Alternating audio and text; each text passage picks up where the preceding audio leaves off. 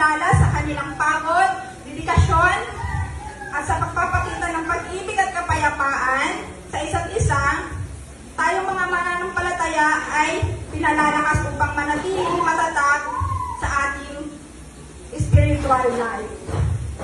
At sa umagang ito, nais ko po kayong tanungin na gaano ba kahalaga sa ating mga mananampalataya na magkaroon ng isang tagapanguna, isang leader o isang pastor.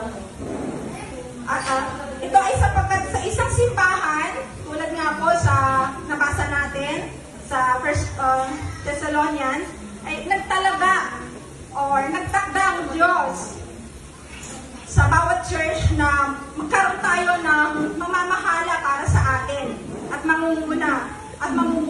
mamumuno sa ating spiritual life. Yes. At upang maging balanse ito, di ba po,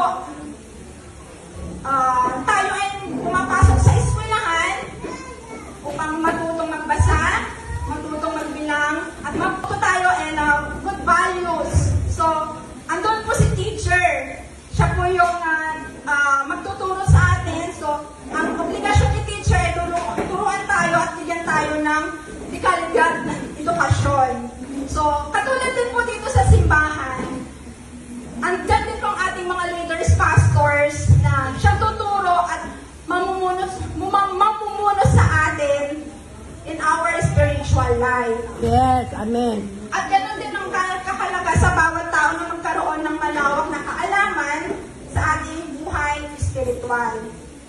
At so, bilang pastor, sila po yung tutulong sa atin upang hubugin po tayo. At hindi lang palakasin tayo or tulungan tayo upang maging isang mabuting tao, kundi responsibilidad ng isang pastor, matulungan tayong maging responsableng Kristiyano. Amen po ba? Amen. Amen. So, bakit responsableng Kristiyano? Hindi na ba pwede responsableng tao?